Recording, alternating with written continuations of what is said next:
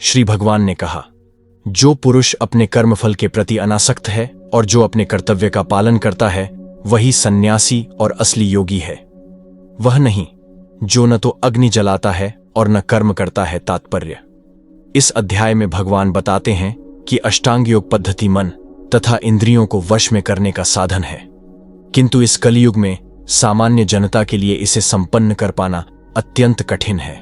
यद्यपि इस अध्याय में अष्टांग योग पद्धति की संस्तुति की गई है, किंतु भगवान बल देते हैं कि कर्म योग या कृष्ण भावनामृत में कर्म करना इससे श्रेष्ठ है।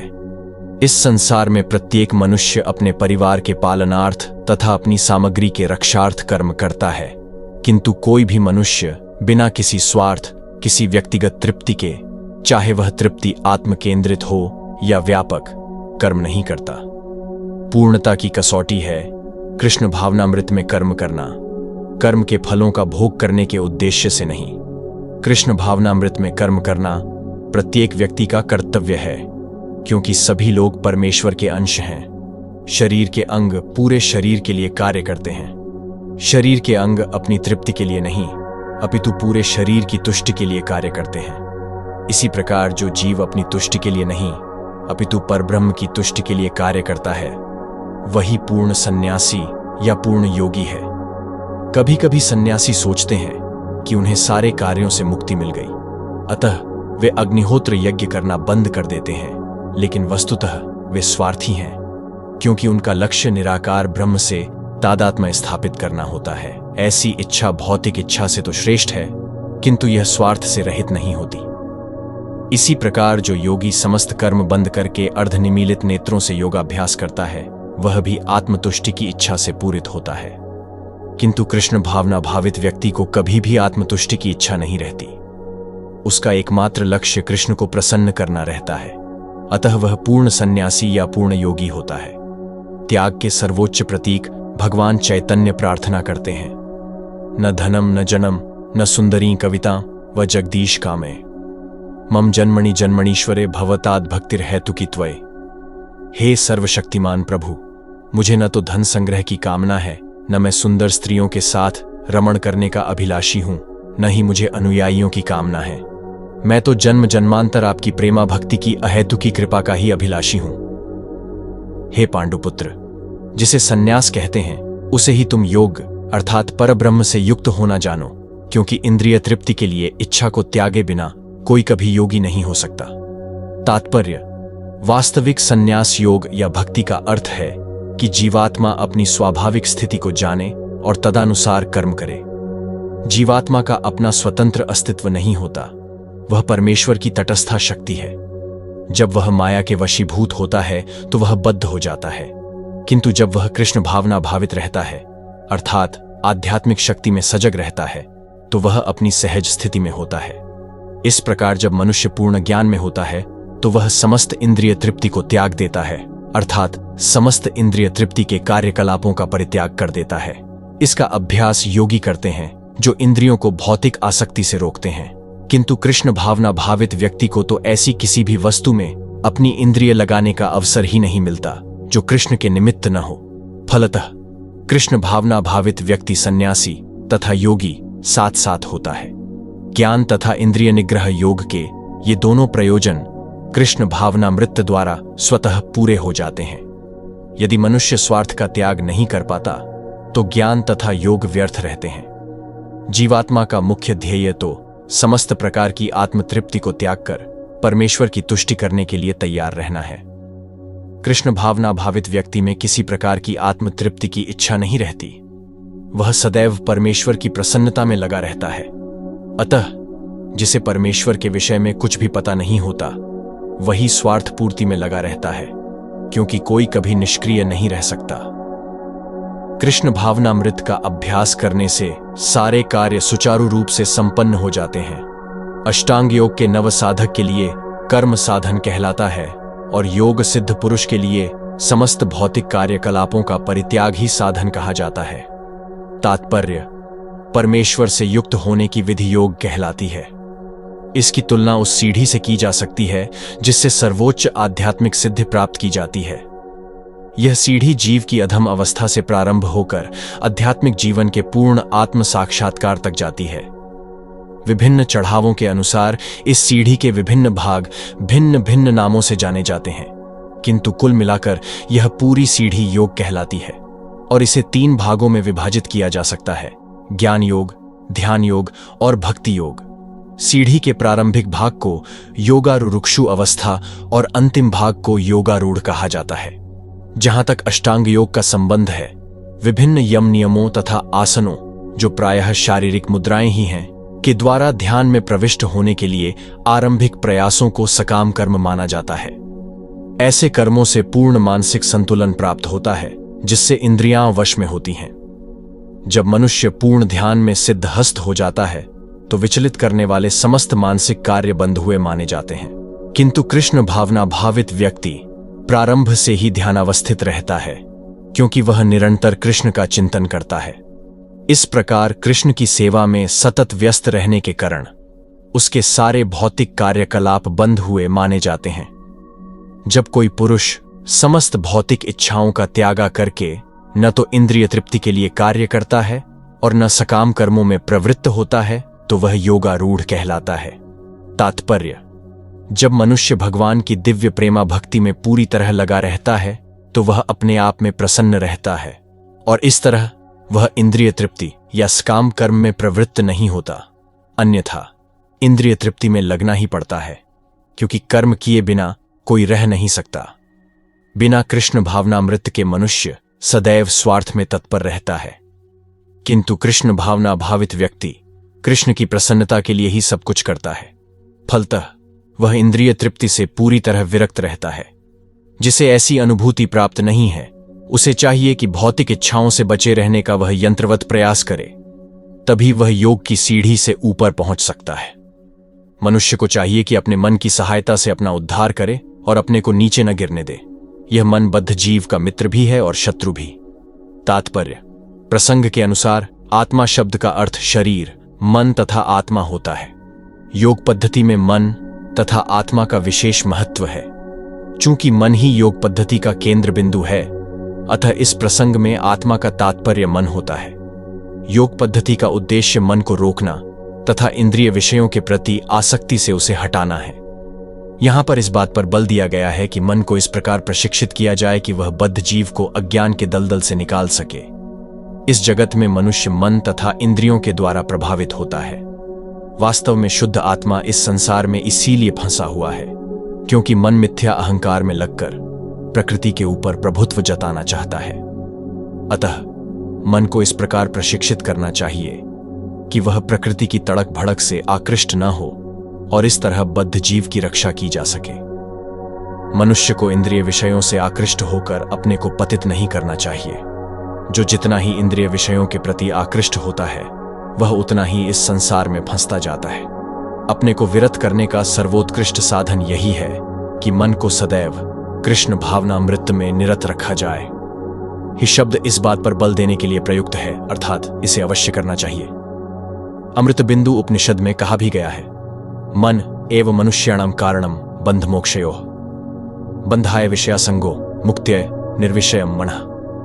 मन ही मनुष्य के बंधन और मोक्ष का भी कारण है। इंद्रिय विषयों में लीन मन बंधन का कारण है और विषयों से विरक्त मन मोक्ष का कारण है। अतः जो मन निरंतर कृष्ण भावनामृत में लगा रहता है, वही परम मुक्ति का कारण है। जिसने मन को जीत लिया है, उसके लिए मन सर्वश्रेष्ठ मित्र है, किंतु जो ऐसा नहीं कर पाया, इसके लिए मन सबसे बड़ा शत्रु बना रहेगा। तात्पर्य: अष्टांग योग के अभ्यास का प्रयोजन मन को वश में करना है, जिससे मानवीय लक्ष्य प्राप्त करने में वह मित्र बना रहे। मन को वश में किए बिना योगाभ्यास करना मात्र समय को नष्ट करना है। जो अपने मन को वश में नहीं कर सकता, वह सतत अपने परम शत्रु के साथ निवास करता है और इस तरह उसका जीवन तथा लक्ष्य दोनों ही नष्ट हो जाते हैं। जीव की स्वाभाविक स्थिति यह है कि वह अपने स्वामी की आज्ञा का पालन करे। अतः जब तक मन अविजित शत्रु बना रहता है, तब तक मनुष्य को काम, क्रोध, लोभ, मोह आदि की आज्ञाओं का पालन करना होता है। किंतु जब मन पर विजय प्राप्त हो जाती है, तो मनुष्य इच्छानुसार उस भगवान की आज्ञा का पालन करता है जो सबों के हृदय में परमात्मा स्वरूप स्थित है।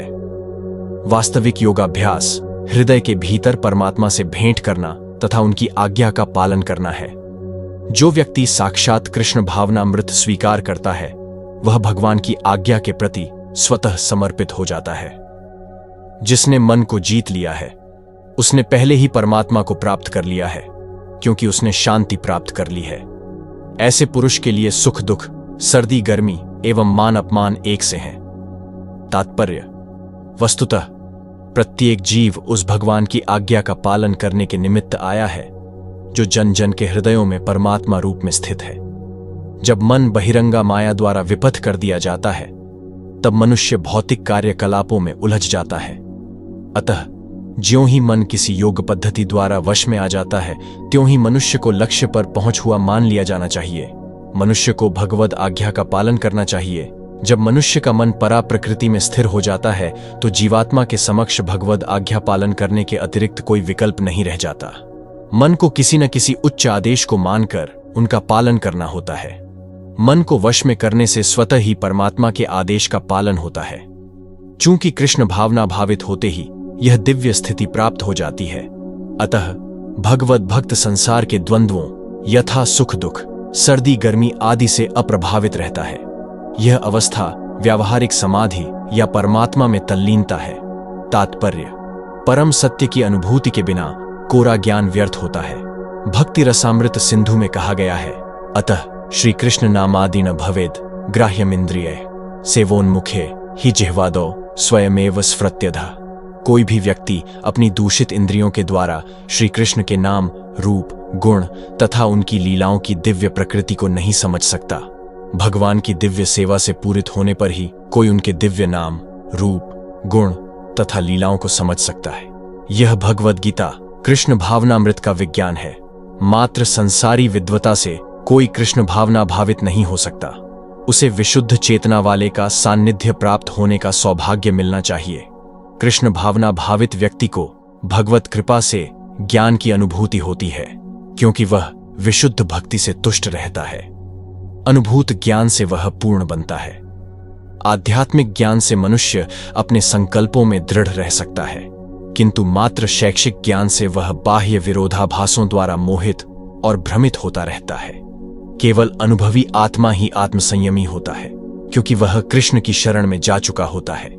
वह दिव्य होता है, क्योंकि उसे संसारी विद्वता से कुछ लेना देना नहीं रहता।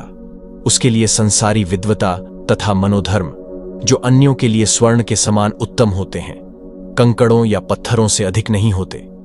जब मनुष्य निष्कपट हितैषियों, प्रिय मित्रों, तटस्थों, मध्यस्थों, ईर्ष्यालुओं, शत्रुओं तथा मित्रों, पुण्यात्माओं एवं पापियों को समान भाव से देखता है तो वह और भी उन्नत माना जाता है।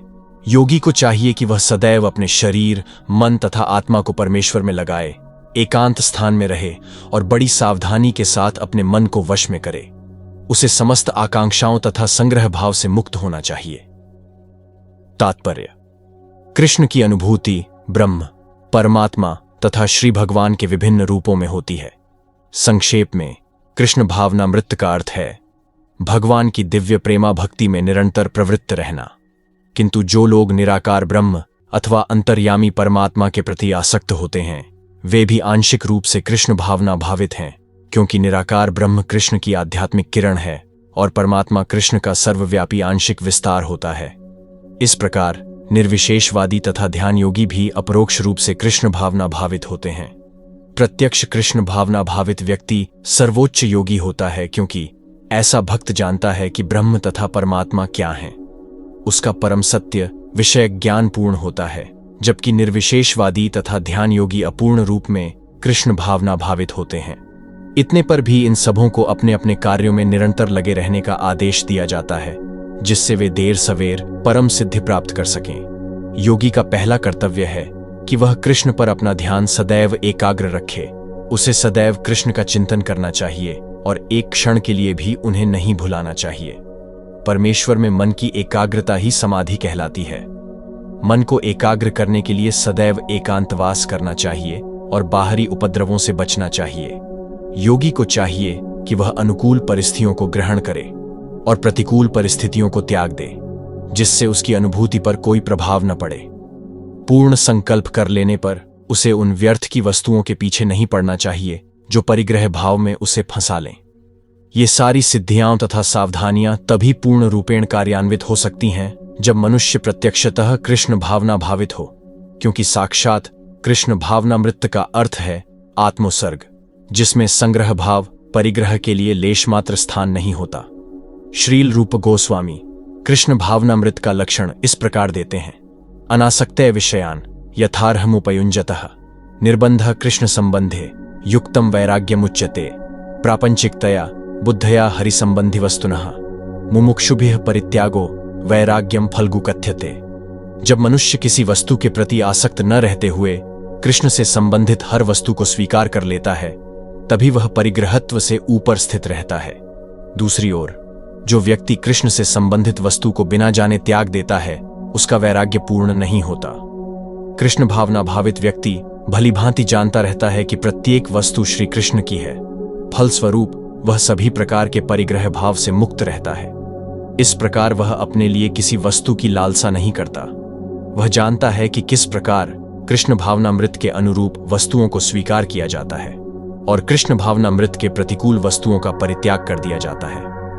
वह सदैव भौतिक वस्तुओं से दूर रहता है, क्योंकि वह दिव्य होता है, और कृष्ण भावनामृत से रहित व्यक्तियों से किसी प्रकार का सरोकार न रखने के कारण सदा अकेला रहता है। अतः कृष्ण भावनामृत में रहने वाला व्यक्ति पूर्ण योगी होता है। योगाभ्यास के लिए योगी एकांत स्थान में जाकर भूमि पर कुशा बिछा दे और फिर उसे मृगछाला से ढके तथा ऊपर से मुलायम वस्त्र बिछा दे। आसन न तो बहुत ऊंचा हो न बहुत नीचा, यह पवित्र स्थान में स्थित हो। योगी को चाहिए कि इस पर दृढ़तापूर्वक बैठ जाए और मन, इंद्रियों तथा कर्मों को वश में करते हुए तथा मन को एक बिंदु पर स्थित करके हृदय को शुद्ध करने के लिए योगाभ्यास करे। तात्पर्य: पवित्र स्थान तीर्थ स्थान का सूचक है। भारत में योगी तथा भक्त अपना घर त्याग कर प्रयाग, मथुरा, वृंदावन, ऋषिकेश तथा हरिद्वार जैसे पवित्र स्थानों में वास करते हैं और एकांत स्थान में योगाभ्यास करते हैं, जहां यमुना तथा गंगा जैसी नदियां प्रवाहित होती हैं। किंतु प्रायः ऐसा करना सबों के लिए, विशेषतया पाश्चात्यों के लिए संभव नहीं है। बड़े बड़े शहरों की तथाकथित योग समितियां भले ही धन कमा लें, किंतु वे योग के वास्तविक अभ्यास के लिए सर्वथा अनुपयुक्त होती हैं। जिसका मन विचलित है और जो आत्मसंयमी नहीं है, वह ध्यान का अभ्यास नहीं कर सकता।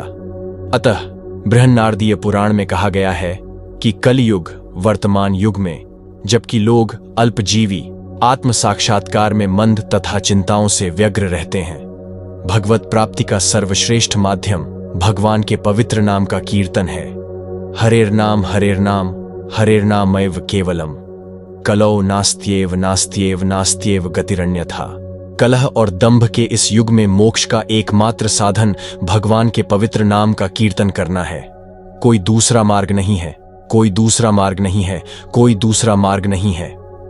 योगाभ्यास करने वाले को चाहिए कि वह अपने शरीर, गर्दन तथा सर को सीधा रखे और नाक के अगले सिरे पर दृष्टि लगाए। इस प्रकार वह अविचलित तथा दमित मन से, भयरहित विषयी जीवन से पूर्णतया मुक्त होकर अपने हृदय में मेरा चिंतन करे और मुझे ही अपना चरम लक्ष्य बनाए। तात्पर्य: जीवन का उद्देश्य कृष्ण को जानना है, जो प्रत्येक जीव के हृदय में चतुर्भुज परमात्मा रूप में स्थित है। योगाभ्यास का प्रयोजन विष्णु के इसी अंतर्यामी रूप की खोज करने तथा देखने के अतिरिक्त और कुछ नहीं है। अंतर्यामी विष्णु मूर्ति प्रत्येक व्यक्ति के हृदय में निवास करने वाले कृष्ण का स्वांश रूप है। जो इस विष्णु मूर्ति की अनुभूति करने के अतिरिक्त किसी अन्य कपट योग में लगा रहता है, वह निस्संदेह अपने समय का अपव्यय करता है। कृष्ण ही जीवन के परम लक्ष्य है। हृदय के भीतर इस विष्णु मूर्ति की अनुभूति प्राप्त करने के लिए ब्रह्मचर्य व्रत अनिवार्य है। अतः मनुष्य को चाहिए कि घर छोड़ दे और किसी एकांत स्थान में बताई गई विधि से आसीन होकर रहे। नित्य प्रति घर में या अन्यत्र मैथुन भोग करते हुए और तथा कथित योग की कक्षा में जाने मात्र से कोई योगी नहीं हो जाता। उसे मन को संयमित करने का अभ्यास करना होता है और सभी प्रकार की इंद्रिय तृप्ति से, जिसमें मैथुन जीवन मुख्य है, बचना होता है। महान आर्षि याज्ञवल्क्य ने ब्रह्मचर्य के नियमों में बताया है: कर्मणा मनसा वाचा सर्वावस्थासु सर्वदा सर्वत्र मैथुन त्यागो ब्रह्मचर्यम प्रचक्षते। सभी कालों में सभी अवस्थाओं में तथा सभी स्थानों में मनसा वाचा कर्मणा मैथुन भोग से पूर्णतया दूर रहने में सहायता करना ही ब्रह्मचर्य व्रत का लक्ष्य है। मैथुन में प्रवृत्त रहकर योगाभ्यास नहीं किया जा सकता। इसीलिए बचपन से जब मैथुन का कोई ज्ञान भी नहीं होता, ब्रह्मचर्य की शिक्षा दी जाती है। 5 वर्ष की आयु में बच्चों को गुरुकुल भेजा जाता है, जहां गुरु उन्हें ब्रह्मचारी बनने के दृढ़ नियमों की शिक्षा देता है। ऐसे अभ्यास के बिना किसी भी योग में उन्नति नहीं की जा सकती, चाहे वह ध्यान हो या कि ज्ञान या भक्ति। किंतु जो व्यक्ति विवाहित जीवन के विधि विधानों का पालन करता है और अपनी ही पत्नी से मैथुन संबंध रखता है, वह भी ब्रह्मचारी कहलाता है। ऐसे संयमशील गृहस्थ ब्रह्मचारी को भक्ति संप्रदाय में स्वीकार किया जा सकता है, किंतु ज्ञान तथा ध्यान संप्रदाय वाले ऐसे गृहस्थ ब्रह्मचारी को भी प्रवेश नहीं देते। उनके लिए पूर्ण ब्रह्मचर्य अनिवार्य है। भक्ति संप्रदाय में गृहस्थ ब्रह्मचारी को संयमित मैथुन की अनुमति रहती है, क्योंकि भक्ति संप्रदाय इतना शक्तिशाली है कि भगवान की सेवा में लगे रहने से वह स्वतः ही मैथुन का आकर्षण त्याग देता है। भगवद गीता में कहा गया है, विषया विनिवर्तन्ते निराहारस्य देहिनः रसवर्ज रसोप्यस्य परम दृष्ट्वा निवर्तते। जहां अन्यों को विषय भोग से दूर रहने के लिए बाध्य किया जाता है, वहीं भगवद भक्त भगवद रसास्वादन के कारण इंद्रिय तृप्ति से स्वतः विरक्त हो जाता है। भक्त को छोड़कर अन्य किसी को इस अनुपम रस का ज्ञान नहीं होता। विगत भी पूर्ण कृष्ण भावना भावित हुए बिना मनुष्य निर्भय नहीं हो सकता। बद्ध जीव अपनी विकृत स्मृति अथवा कृष्ण के साथ अपने शाश्वत संबंध की विस्मृति के कारण भयभीत रहता है। भागवत का कथन है, भयम द्वितीयाभिनिवेशतः स्याद ईशादपेतस्य विपर्ययो स्मृति। कृष्ण भावना भावित व्यक्ति ही योग का पूर्ण अभ्यास कर सकता है, और चूंकि योगाभ्यास का चरम लक्ष्य अंतःकरण में भगवान का दर्शन पाना है, अतः कृष्ण भावना भावित व्यक्ति पहले से ही समस्त योगियों से श्रेष्ठ होता है। यहां पर वर्णित योग विधि के नियम तथा कथित लोकप्रिय योग समितियों से भिन्न हैं। इस प्रकार शरीर, मन तथा कर्म में निरंतर संयम का अभ्यास करते हुए संयमित मन वाले योगी को इस भौतिक अस्तित्व की समाप्ति पर भगवत धाम की प्राप्ति होती है। तात्पर्य: अब योगाभ्यास के चरम लक्ष्य का स्पष्टीकरण किया जा रहा है। योगाभ्यास किसी भौतिक सुविधा की प्राप्ति के लिए नहीं किया जाता। इसका उद्देश्य तो भौतिक संसार से विरक्ति प्राप्त करना है। जो कोई इसके द्वारा स्वास्थ्य लाभ चाहता है या भौतिक सिद्धि प्राप्त करने का इच्छुक होता है, वह भगवद गीता के अनुसार योगी नहीं है। न ही भौतिक अस्तित्व की समाप्ति का अर्थ शून्य में प्रवेश है, क्योंकि यह कपोल कल्पना है। भगवान की सृष्टि में कहीं भी शून्य नहीं है। उलटे भौतिक अस्तित्व की समाप्ति से मनुष्य भगवत धाम में प्रवेश करता है। भगवद गीता में भगवत धाम का भी स्पष्टीकरण किया गया है कि यह वह स्थान है जहां न सूर्य की आवश्यकता है, न चांद या बिजली की। आध्यात्मिक राज्य के सारे लोक उसी प्रकार स्वतः प्रकाशित हैं, जिस प्रकार सूर्य द्वारा यह भौतिक आकाश। वैसे तो भगवत धाम सर्वत्र है, किंतु चिन्मय व्योम तथा उसके लोकों को ही परम धाम कहा जाता है। एक पूर्ण योगी जिसे भगवान कृष्ण का पूर्ण ज्ञान है, जैसा कि यहाँ भगवान ने स्वयं कहा है, मच्चितः मत्परः मत्स्थान, वास्तविक शांति प्राप्त कर सकता है और अंततोगत्वा कृष्णलोक या गोलोक वृंदावन को प्राप्त होता है। ब्रह्म संहिता में स्पष्ट उल्लेख है, गोलोक एव निवसत्य अखिलात्मभूतः। यद्यपि भगवान सदैव अपने धाम में निवास करते हैं, जिसे गोलोक कहते हैं, तो भी वे अपनी परा आध्यात्मिक शक्तियों के कारण सर्वव्यापी ब्रह्म तथा अंतर्यामी परमात्मा हैं। कोई भी कृष्ण तथा विष्णु रूप में उनके पूर्ण विस्तार को सही सही जाने बिना वैकुंठ में या भगवान के नित्य धाम गोलोक वृंदावन में प्रवेश नहीं कर सकता। अतः कृष्ण भावना भावित व्यक्ति ही पूर्ण योगी है, क्योंकि उसका मन सदैव कृष्ण के कार्यकलापों में तल्लीन रहता है। स वै मनः कृष्ण पदारविंदयो। वेदों में भी हम पाते हैं, तमेव विदित्वाति मृत्युमेति। केवल भगवान कृष्ण को जानने पर जन्म तथा मृत्यु के पथ को जीता जा सकता है। दूसरे शब्दों में, योग की पूर्णता संसार से मुक्ति प्राप्त करने में है, इंद्रजाल अथवा व्यायाम के कर्तव्यों द्वारा जनता को मूर्ख बनाने में नहीं। हे अर्जुन, जो अधिक खाता है या बहुत कम खाता है, जो अधिक सोता है अथवा जो पर्याप्त नहीं सोता, उसके योगी बनने की कोई संभावना नहीं है। तात्पर्य: यहां पर योगियों के लिए भोजन तथा नींद के नियमन की संस्तुति की गई है। अधिक भोजन का अर्थ है शरीर तथा आत्मा को बनाए रखने के लिए आवश्यकता से अधिक भोजन करना। मनुष्यों में मांसाहार करने की आवश्यकता नहीं है, क्योंकि प्रचुर मात्रा में अन्न, अशाक, फल तथा दुग्ध उपलब्ध हैं। ऐसे सादे भोज्य पदार्थ भगवद गीता के अनुसार सतोगुणी माने जाते हैं। मांसाहार तो तमोगुणियों के लिए है। अतः जो लोग मांसाहार करते हैं, मद्यपान करते हैं, धूम्रपान करते हैं और कृष्ण को भोग लगाए बिना भोजन करते हैं, वे पाप कर्मों का भोग करेंगे, क्योंकि वे दूषित वस्तुएं खाते हैं। भुंजते ते त्वघम पापा ये पचन्त्यात्म कारणात्। जो व्यक्ति इंद्रिय सुख के लिए खाता है या अपने लिए भोजन बनाता है किंतु कृष्ण को भोजन अर्पित नहीं करता, वह केवल पाप खाता है। जो पाप खाता है और नियत मात्र से अधिक भोजन करता है, वह पूर्ण योग का पालन नहीं कर सकता। सबसे उत्तम यही है कि कृष्ण को अर्पित भोजन के अच्छिष्ट भाग को ही खाया जाए। कृष्ण भावना भावित व्यक्ति कभी भी ऐसा भोजन नहीं करता जो इससे पूर्व कृष्ण को अर्पित न किया गया हो। अतः केवल कृष्ण भावना भावित व्यक्ति ही योगाभ्यास में पूर्णता प्राप्त कर सकता है। न ही ऐसा व्यक्ति कभी योग का अभ्यास कर सकता है जो कृत्रिम उपवास की अपनी विधियां निकालकर भोजन नहीं करता है। कृष्ण भावना भावित व्यक्ति शास्त्रों द्वारा अनुमोदित उपवास करता है। न तो वह आवश्यकता से अधिक उपवास रखता है, न ही अधिक खाता है। इस प्रकार वह योगाभ्यास करने के लिए पूर्णतया योग्य है। जो आवश्यकता से अधिक खाता है, वह सोते समय अनेक सपने देखेगा, अतः आवश्यकता से अधिक सोएगा। मनुष्य को प्रतिदिन 6 घंटे से अधिक नहीं सोना चाहिए। जो व्यक्ति 24 घंटों में से 6 घंटों से अधिक सोता है, वह अवश्य ही तमोगुणी है। तमोगुणी व्यक्ति आलसी होता है और अधिक सोता है। ऐसा व्यक्ति योग नहीं साध सकता। जो खाने, सोने, आमोद प्रमोद तथा काम करने की आदतों में नियमित रहता है, वह योगाभ्यास द्वारा समस्त भौतिक क्लेशों को नष्ट कर सकता है। तात्पर्य: खाने, सोने, रक्षा करने तथा मैथुन करने में जो शरीर की आवश्यकताएं हैं, अति करने से योगाभ्यास की प्रगति रुक जाती है। जहां तक खाने का प्रश्न है, इसे तो प्रसादम या पवित्रकृत भोजन के रूप में नियमित बनाया जा सकता है।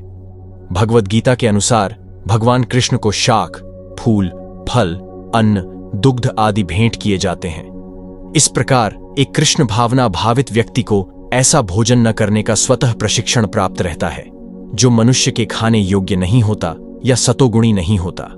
जहां तक सोने का प्रश्न है, कृष्ण भावना भावित व्यक्ति कृष्ण भावना मृत में कर्म करने में निरंतर सतर्क रहता है। अतः निद्रा में वह व्यर्थ समय नहीं गंवाता।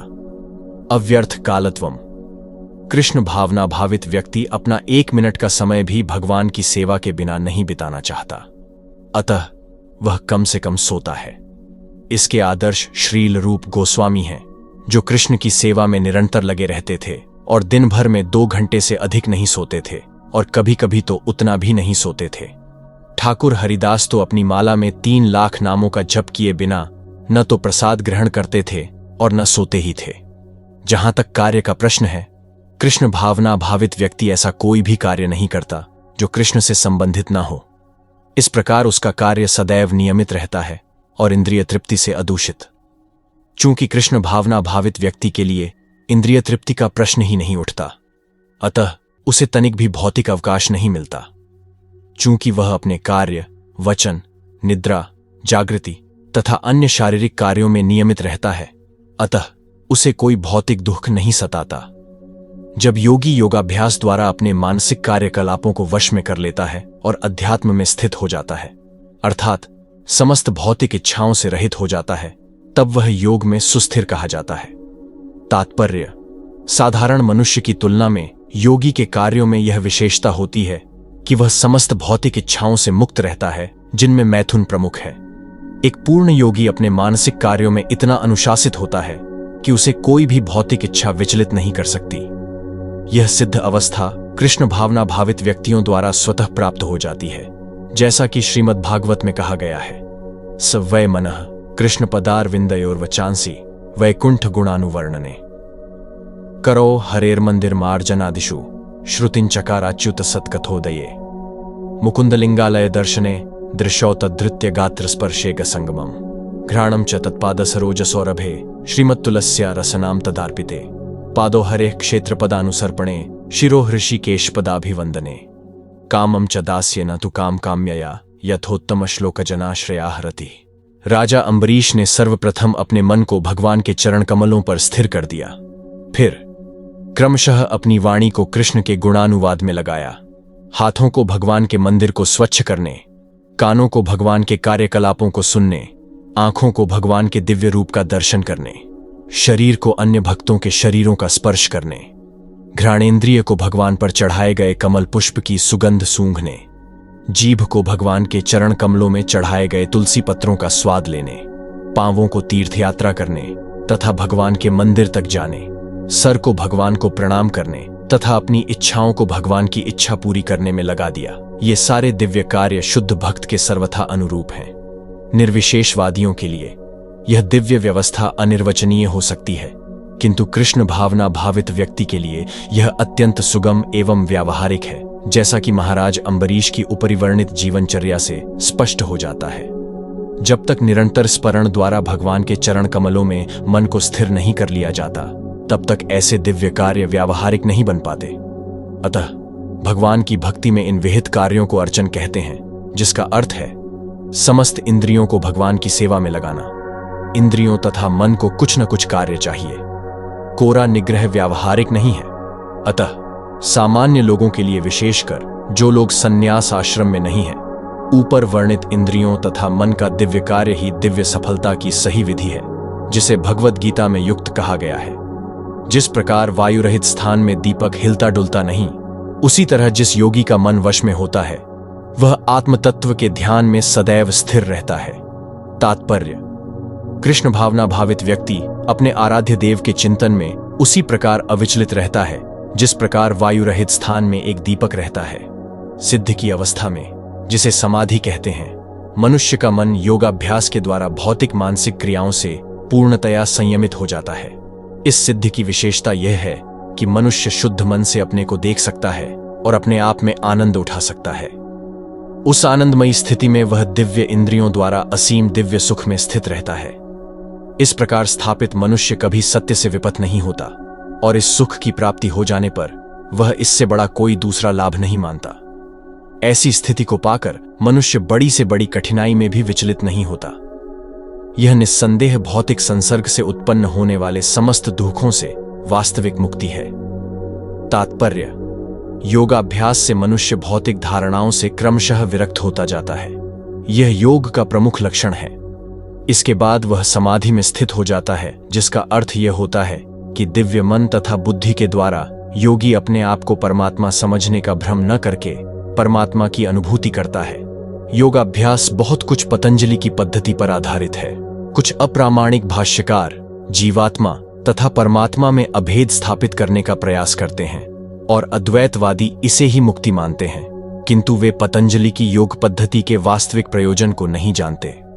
पतंजलि पद्धति में दिव्य आनंद को स्वीकार किया गया है, किंतु अद्वैतवादी इस दिव्य आनंद को स्वीकार नहीं करते, क्योंकि उन्हें भ्रम है कि इससे कहीं उनके अद्वैतवाद में बाधा न उपस्थित हो जाए। अद्वैतवादी ज्ञान तथा ज्ञाता के द्वैत को नहीं मानते, किंतु इस श्लोक में दिव्य इंद्रियों द्वारा अनुभूत दिव्य आनंद को स्वीकार किया गया है। इसकी पुष्टि योग पद्धति के विख्यात व्याख्याता पतंजलि मुनि ने भी की है। योग सूत्र में महर्षि कहते हैं, पुरुषार्थ शून्यानाम गुणानाम प्रतिप्रसवः कैवल्यम स्वरूप प्रतिष्ठा व चिति शक्तिरिति। यह चिति शक्ति या अंतरंगा शक्ति दिव्य है। पुरुषार्थ का तात्पर्य धर्म, अर्थ, काम तथा अंत में परब्रह्म से तादात्म्य या मोक्ष है। अद्वैतवादी परब्रह्म से इस तादात्म्य को कैवल्यम कहते हैं, किंतु पतंजलि के अनुसार कैवल्यम वह अंतरंगा या दिव्य शक्ति है जिससे जीवात्मा अपनी स्वाभाविक स्थिति से अवगत होता है। भगवान चैतन्य के शब्दों में यह अवस्था चेतोदर्पणामार्जनम अर्थात मन रूपी मलिन दर्पण का मार्जन, शुद्धि है। यह मार्जन वास्तव में मुक्ति या भव महादावाग्नि निर्वापणम है। प्रारंभिक निर्वाण सिद्धांत भी इस नियम के समान है। भागवत में इसे स्वरूपेण व्यवस्थिति कहा गया है। भगवद गीता के इस श्लोक में भी इसी की पुष्टि हुई है। निर्वाण के बाद आध्यात्मिक कार्यकलापों की या भगवत भक्ति की अभिव्यक्ति होती है, जिसे कृष्ण भावनामृत कहते हैं। भागवत के शब्दों में स्वरूपेण व्यवस्थिति जीवात्मा का वास्तविक जीवन यही है। भौतिक दूषण से आध्यात्मिक जीवन के कलमश युक्त होने की अवस्था माया है। इस भौतिक दूषण से मुक्ति का अभिप्राय जीवात्मा की मूल दिव्य स्थिति का विनाश नहीं है। पतंजलि भी इसकी पुष्टि इस शब्दों से करते हैं, कैवल्यम स्वरूप प्रतिष्ठा व चित्त शक्ति रीति। यह चित्त शक्ति या दिव्य आनंद ही वास्तविक जीवन है। इसका अनुमोदन वेदांत सूत्र में इस प्रकार हुआ है, आनंदमयोभ्यासात्। यह चित्त शक्ति ही योग का परम लक्ष्य है और भक्ति योग द्वारा इसे सरलता से प्राप्त किया जाता है। भक्ति योग का विस्तृत विवरण 7वें अध्याय में किया जाएगा। इस अध्याय में वर्णित योग पद्धति के अनुसार समाधियां 2 प्रकार की होती हैं, संप्रज्ञात तथा असंप्रज्ञात समाधियां। जब मनुष्य विभिन्न दार्शनिक शोधों के द्वारा दिव्य स्थिति को प्राप्त होता है तो यह कहा जाता है कि उसे संप्रज्ञात समाधि प्राप्त हुई है। असंप्रज्ञात समाधि में संसारी आनंद से कोई संबंध नहीं रहता, क्योंकि इसमें मनुष्य इंद्रियों से प्राप्त होने वाले सभी प्रकार के सुखों से परे हो जाता है। एक बार इस दिव्य स्थिति को प्राप्त कर लेने पर योगी कभी उससे डिगता नहीं। जब तक योगी इस स्थिति को प्राप्त नहीं कर लेता तब तक वह असफल रहता है। आजकल के तथाकथित योगाभ्यास में विभिन्न इंद्रिय सुख सम्मिलित हैं, जो योग के सर्वथा विपरीत है। योगी होकर यदि कोई मैथुन तथा मादक द्रव्य सेवन में अनुरक्त होता है तो वह उपहासजनक है। यहां तक कि जो योगी योग की सिद्धियों के प्रति आकृष्ट रहते हैं वे भी योग में आरूढ़ नहीं कहे जा सकते। यदि योगी जन योग की आनुषंगिक वस्तुओं के प्रति आकृष्ट हैं तो उन्हें सिद्ध अवस्था को प्राप्त नहीं कहा जा सकता, जैसा कि इस श्लोक में कहा गया है।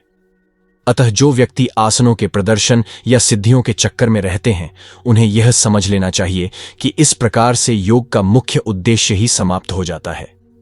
इस युग में योग की सर्वोत्तम पद्धति कृष्ण भावनामृत है, जो निराशा उत्पन्न करने वाली नहीं है। एक कृष्ण भावना भावित व्यक्ति अपने धर्म में इतना सुखी रहता है कि उसे किसी अन्य सुख की आकांक्षा नहीं रह जाती। इस दंभ प्रधान युग में हठयोग, ध्यान योग तथा ज्ञान योग का अभ्यास करते हुए अनेक अवरोध आ सकते हैं, किंतु कर्म योग या भक्ति योग के पालन में ऐसी समस्या सामने नहीं आती। जब तक यह शरीर रहता है तब तक मनुष्य शरीर की आवश्यकताएं, आहार, निद्रा, भय तथा मैथुन को पूरा करना होता है। किंतु को व्यक्ति शुद्ध भक्ति योग में अथवा कृष्ण भावनामृत में स्थित होता है, वह शरीर की आवश्यकताओं की पूर्ति करते समय इंद्रियों को उत्तेजित नहीं करता। प्रत्युत वह घाटे के सौदे का सर्वोत्तम उपयोग करके जीवन की न्यूनतम आवश्यकताओं को स्वीकार करता है और कृष्ण भावनामृत में दिव्य सुख भोगता है। वह दुर्घटनाओं, रोगों, अभावों और यहां तक कि अपने प्रियजनों की मृत्यु जैसी आपातकालीन घटनाओं के प्रति भी निरपेक्ष रहता है। किंतु कृष्ण भावनामृत या भक्ति योग संबंधी अपने कर्मों को पूरा करने में वह सदैव सचेष्ट रहता है। दुर्घटनाएं उसे कर्तव्य पथ से विचलित नहीं कर पाती। जैसा कि भगवद गीता में कहा गया है, आगमापाइनो नित्यास्तान स्थितिक्षस्व भारत। वह इन प्रासंगिक घटनाओं को सहता है क्योंकि वह यह भली भांति जानता है कि ये घटनाएं ऐसी ही आती जाती रहती हैं और इनसे उसके कर्तव्य पर कोई प्रभाव नहीं पड़ता। इस प्रकार वह योगाभ्यास में परम सिद्धि प्राप्त करता है। मनुष्य को चाहिए कि संकल्प तथा श्रद्धा के साथ योगाभ्यास में लगे और पथ से विचलित न हो। उसे चाहिए कि मनोधर्म से उत्पन्न समस्त इच्छाओं को निरपवाद रूप से त्याग दे और इस प्रकार मन के द्वारा सभी ओर से इंद्रियों को वश में करे। तात्पर्य, योग अभ्यास करने वाले को दृढ़ संकल्प होना चाहिए और उसे चाहिए कि बिना विचलित हुए धैर्यपूर्वक अभ्यास करे। अंत में उसकी सफलता निश्चित है। उसे यह सोचकर बड़े ही धैर्य से इस मार्ग का अनुसरण करना चाहिए और यदि सफलता मिलने में विलंब हो रहा हो तो निरुत्साहित नहीं होना चाहिए। ऐसे दृढ़ अभ्यासी की सफलता सुनिश्चित है। भक्ति योग के संबंध में रूप गोस्वामी का कथन है, उत्साह निश्चयात् धैर्यात् तत्तत् कर्म प्रवर्तनात् संगत्यागात् सतो वृत्त्यः षड्भिर्भक्तिः प्रसिद्धयति। मनुष्य पूर्ण हार्दिक उत्साह, धैर्य तथा संकल्प के साथ भक्ति योग का पूर्ण रूपेण पालन भक्त के साथ रहकर निर्धारित कर्मों के करने तथा सत्कार्यों में पूर्णतया लगे रहने से कर सकता है। जहां तक संकल्प की बात है, मनुष्य को चाहिए कि उस गौरैया का आदर्श ग्रहण करे जिसके सारे अंडे समुद्र की लहरों में मग्न हो गए थे। कहते हैं कि एक गौरैया ने समुद्र तट पर अंडे दिए, किंतु विशाल समुद्र उन्हें अपनी लहरों में समेट ले गया। इस पर गौरैया अत्यंत क्षुब्ध हुई और उसने समुद्र से अंडे लौटा देने के लिए कहा, किंतु समुद्र ने उसकी प्रार्थना पर कोई ध्यान नहीं दिया। अतः उसने समुद्र को सुखा डालने की ठान ली। वह अपनी नन्ही सी चोंच से पानी उलीचने लगी। सभी उसके इस असंभव संकल्प का उपहास करने लगे। उसके इस कार्य की सर्वत्र चर्चा चलने लगी। तो अंत में भगवान विष्णु के विराट वाहन पक्षीराज गरुड़ ने यह बात सुनी। उन्हें अपनी इस नन्ही पक्षी बहन पर दया आई और वे गौरैया से मिलने आए। गरुड़ उस नन्ही गौरैया के निश्चय से बहुत प्रसन्न हुए और उन्होंने उसकी सहायता करने का वचन दिया। गरुड़ ने तुरंत समुद्र से कहा कि वह उसके अंडे लौटा दे, नहीं तो उसे स्वयं आगे आना पड़ेगा। इससे समुद्र भयभीत हुआ और उसने अंडे लौटा दिए। वह गौरैया गरुड़ की कृपा से सुखी हो गई। इसी प्रकार योग, विशेषतया कृष्ण भावनामृत में भक्ति योग, अत्यंत दुष्कर प्रतीत हो सकता है, किंतु जो कोई संकल्प के साथ नियमों का पालन करता है, भगवान निश्चित रूप से उसकी सहायता करते हैं, क्योंकि जो अपनी सहायता आप करते हैं, भगवान उनकी सहायता करते हैं। धीरे धीरे क्रमशः पूर्ण विश्वासपूर्वक बुद्धि के द्वारा समाधि में स्थित होना चाहिए और इस प्रकार मन को आत्मा में ही स्थित करना चाहिए तथा अन्य कुछ भी नहीं सोचना चाहिए। तात्पर्य: समुचित विश्वास तथा बुद्धि के द्वारा मनुष्य को धीरे धीरे सारे इंद्रिय कर्म करने बंद कर देना चाहिए। यह प्रत्याहार कहलाता है। मन को विश्वास, ध्यान तथा इंद्रिय निवृत्ति द्वारा वश में करते हुए समाधि में स्थिर करना चाहिए। उस समय देहात्म बुद्धि में अनुरक्त होने की कोई संभावना नहीं रह जाती। दूसरे शब्दों में, जब तक इस शरीर का अस्तित्व है तब तक मनुष्य पदार्थ में लगा रहता है, किंतु उसे इंद्रिय तृप्ति के विषय में नहीं सोचना चाहिए। उसे परमात्मा के आनंद के अतिरिक्त किसी अन्य आनंद का चिंतन नहीं करना चाहिए। कृष्ण भावनामृत का अभ्यास करने से यह अवस्था सहज ही प्राप्त की जा सकती है। मन अपनी चंचलता तथा अस्थिरता के कारण जहां कहीं भी विचरण करता हो, मनुष्य को चाहिए कि उसे वहां से खींचे और अपने वश में लाए। तात्पर्य: मन स्वभाव से चंचल और अस्थिर है, किंतु स्वरूप सिद्ध योगी को मन को वश में लाना होता है। उस पर मन का अधिकार नहीं होना चाहिए।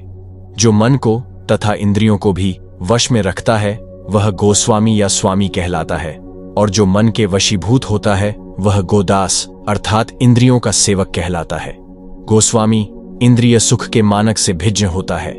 दिव्य इंद्रिय सुख वह है जिसमें इंद्रियां ऋषिकेश अर्थात इंद्रियों के स्वामी भगवान कृष्ण की सेवा में लगी रहती हैं। शुद्ध इंद्रियों के द्वारा कृष्ण की सेवा ही कृष्ण चेतना या कृष्ण भावनामृत कहलाती है।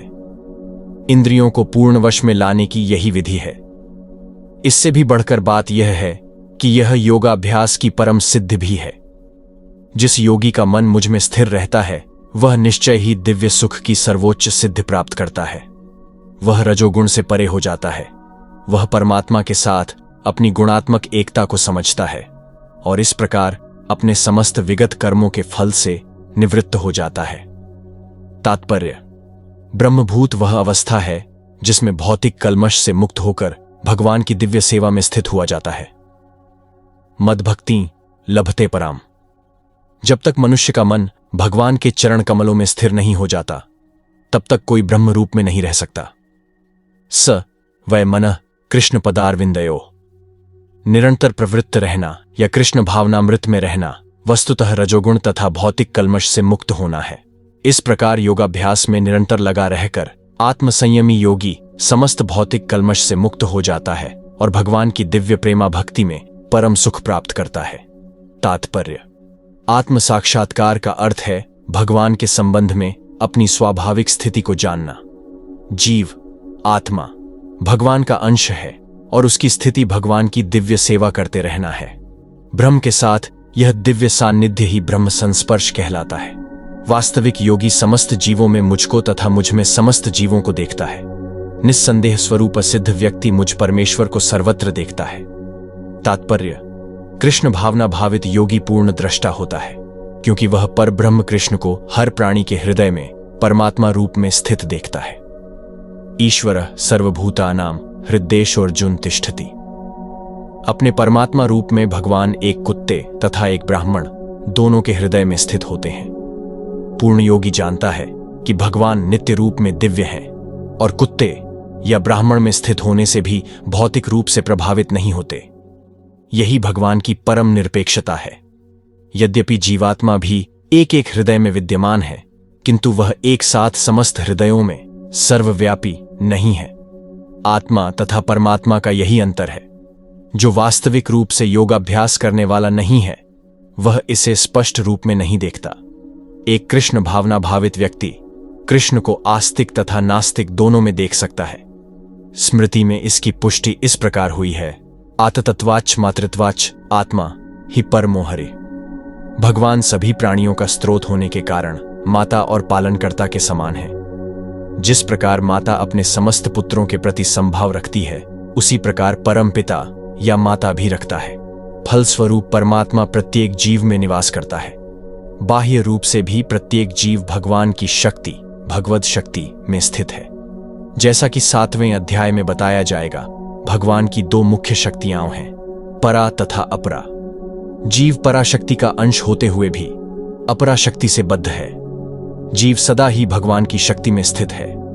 प्रत्येक जीव किसी न किसी प्रकार भगवान में ही स्थित रहता है।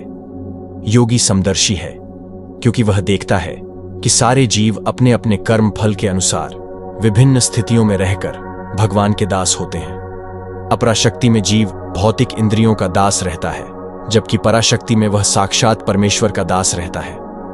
इस प्रकार प्रत्येक अवस्था में जीव ईश्वर का दास है। कृष्ण भावना भावित व्यक्ति में यह समदृष्टि पूर्ण होती है। जो मुझे सर्वत्र देखता है और सब कुछ मुझ में देखता है, उसके लिए न तो मैं कभी अदृश्य होता हूं और न वह मेरे लिए अदृश्य होता है।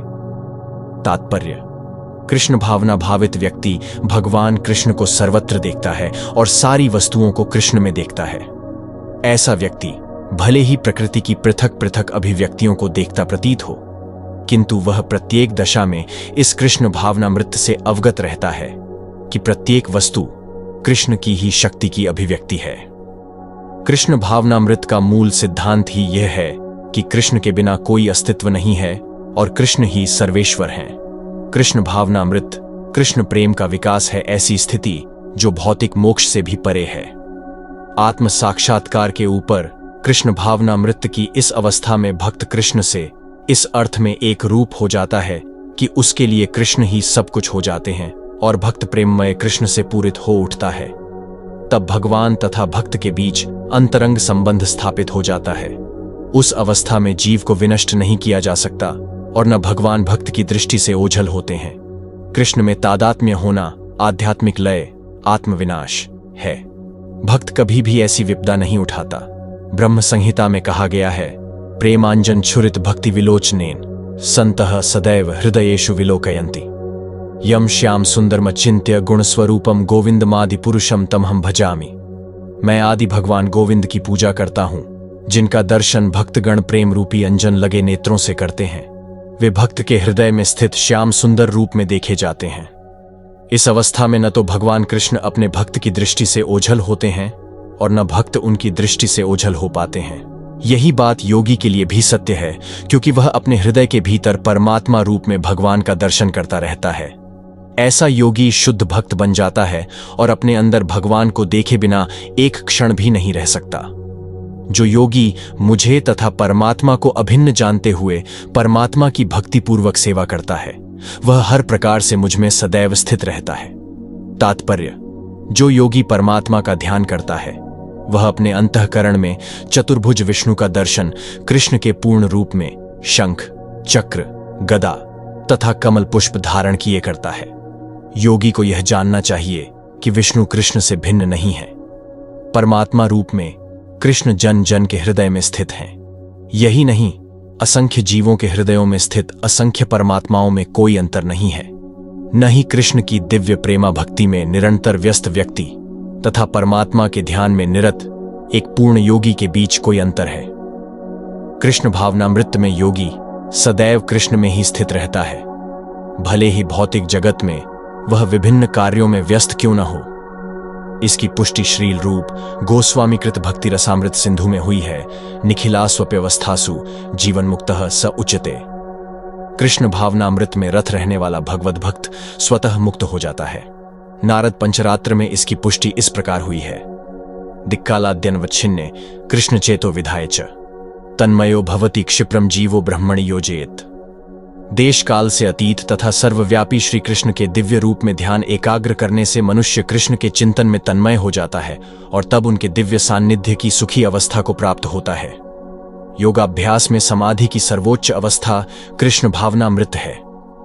केवल इस ज्ञान से कि कृष्ण प्रत्येक जन के हृदय में परमात्मा रूप में उपस्थित हैं, योगी निर्दोष हो जाता है। वेदों में भगवान की इस अचिंत्य शक्ति की पुष्टि इस प्रकार होती है, एकोपि सन् बहुधा यो भाति।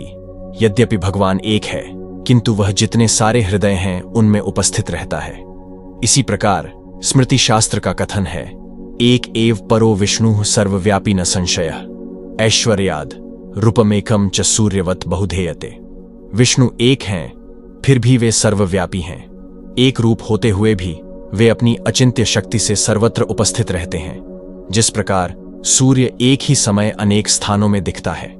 हे अर्जुन, वह पूर्ण योगी है जो अपनी तुलना से समस्त प्राणियों की उनके सुखों तथा दुखों में वास्तविक समानता का दर्शन करता है।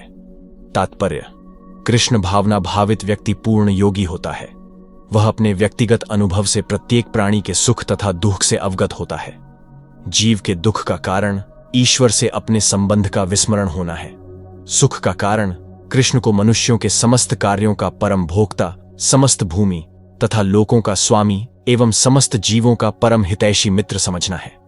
पूर्ण योगी यह जानता है कि भौतिक प्रकृति के गुणों से प्रभावित बद्ध जीव कृष्ण से अपने संबंध को भूल जाने के कारण 3 प्रकार के तापों, दुखों को भोगता है। और चूंकि कृष्ण भावना भावित व्यक्ति सुखी होता है, इसीलिए वह कृष्ण ज्ञान को सर्वत्र वितरित कर देना चाहता है। चूंकि पूर्ण योगी कृष्ण भावना भावित बनने के महत्व को घोषित करता चलता है, अतः वह विश्व का सर्वश्रेष्ठ उपकारी एवं भगवान का प्रियतम सेवक है। न च तस्मान मनुष्येषु कश्चिन्मे प्रियकृत्तमः। दूसरे शब्दों में, भगवद भक्त सदैव जीवों के कल्याण को देखता है और इस तरह वह प्रत्येक प्राणी का सखा होता है। वह सर्वश्रेष्ठ योगी है क्योंकि वह स्वांतः सुखाय सिद्धि नहीं चाहता, अपितु अन्यों के लिए भी चाहता है। वह अपने मित्र जीवों से द्वेष नहीं करता। यही है वह अंतर जो एक भगवत भक्त तथा आत्मोन्नति में ही रुचि वाले योगी में होता है। जो योगी पूर्ण रूप से ध्यान धरने के लिए एकांत स्थान में चला जाता है, वह उतना पूर्ण नहीं होता जितना कि वह भक्त जो प्रत्येक व्यक्ति को कृष्ण भावना भावित बनाने का प्रयास करता रहता है। अर्जुन ने कहा, हे मधुसूदन, आपने जिस योग पद्धति का संक्षेप में वर्णन किया है वह मेरे लिए अव्यावहारिक तथा असहनीय है, क्योंकि मन चंचल तथा अस्थिर है।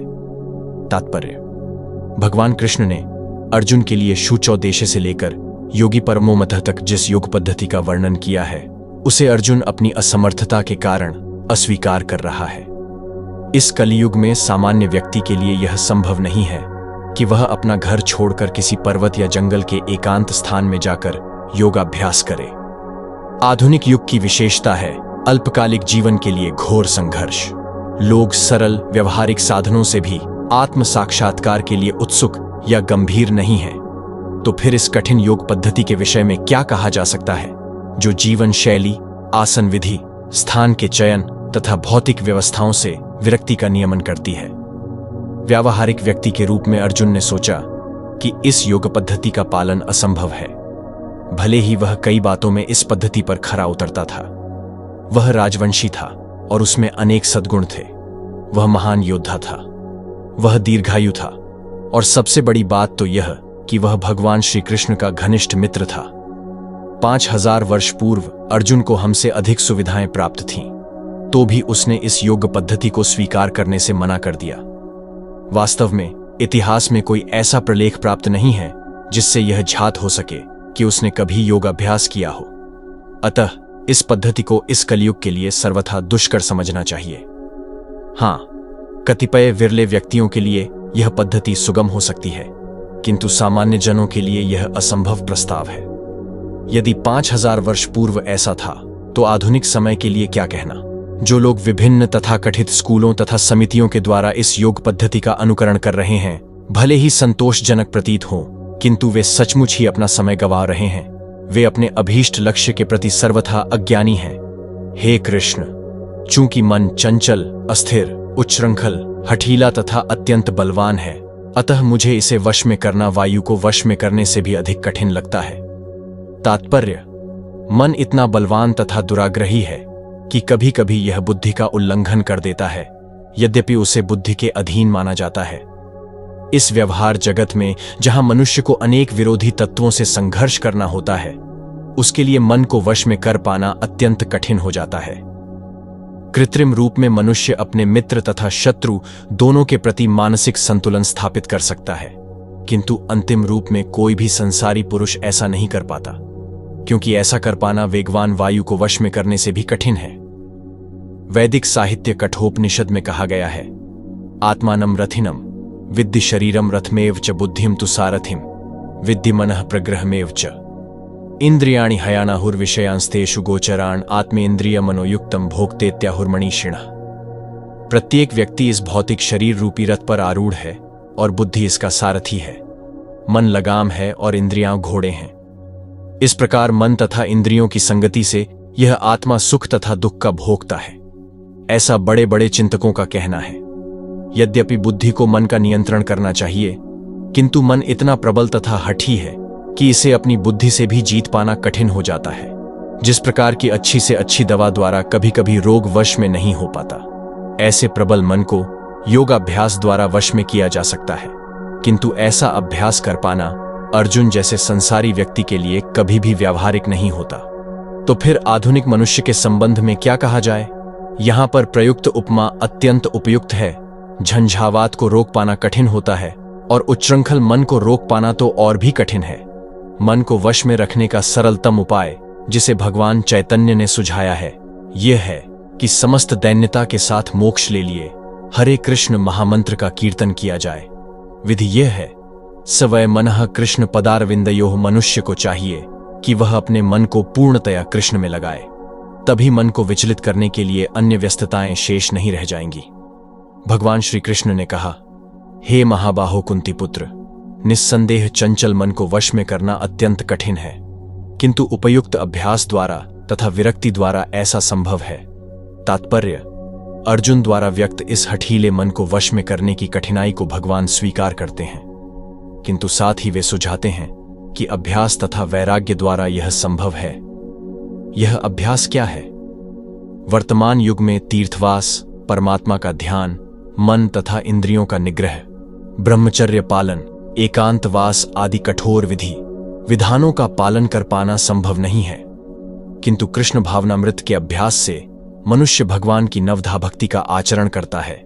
ऐसी भक्ति का प्रथम अंग है कृष्ण के विषय में श्रवण करना। मन को समस्त प्रकार की दुश्चिंताओं से शुद्ध करने के लिए यह परम शक्तिशाली एवं दिव्य विधि है। कृष्ण के विषय में जितना ही अधिक श्रवण किया जाता है, उतना ही मनुष्य उन वस्तुओं के प्रति अनासक्त होता है जो मन को कृष्ण से दूर ले जाने वाली हैं।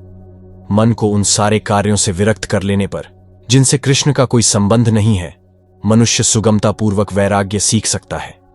वैराग्य का अर्थ है पदार्थ से विरक्ति और मन का आत्मा में प्रवृत्त निर्विशेष आध्यात्मिक विरक्ति। कृष्ण के कार्यकलापों में मन को लगाने की अपेक्षा अधिक कठिन है। यह व्यावहारिक है, क्योंकि कृष्ण के विषय में श्रवण करने से मनुष्य स्वतः परमात्मा के प्रति आसक्त हो जाता है। यह आसक्ति परेशानुभूति या आध्यात्मिक तुष्टि कहलाती है। यह वैसे ही है जिस तरह भोजन के प्रत्येक कौर से भूखे को तुष्टि प्राप्त होती है। भूख लगने पर मनुष्य जितना अधिक खाता जाता है, उतनी ही अधिक तुष्टि और शक्ति मिलती जाती है। इसी प्रकार भक्ति संपन्न करने से दिव्य तुष्टि और शक्ति उसे मिलती जाती है। इसी प्रकार भक्ति संपन्न करने से दिव्य तुष्टि की अनुभूति होती है, क्योंकि मन भौतिक वस्तुओं से विरक्त हो जाता है।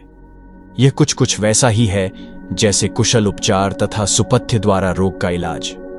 अतः भगवान कृष्ण के कार्यकलापों का श्रवण उन्मत्त मन का कुशल उपचार है, और कृष्ण को अर्पित भोजन ग्रहण करना रोगी के लिए उपयुक्त पथ्य है। यह उपचार ही कृष्ण भावनामृत की विधि है। जिसका मन उच्छृंखल है, उसके लिए आत्म साक्षात्कार कठिन कार्य होता है, किंतु जिसका मन संयमित है और जो समुचित उपाय करता है, उसकी सफलता ध्रुव है। ऐसा मेरा मत है।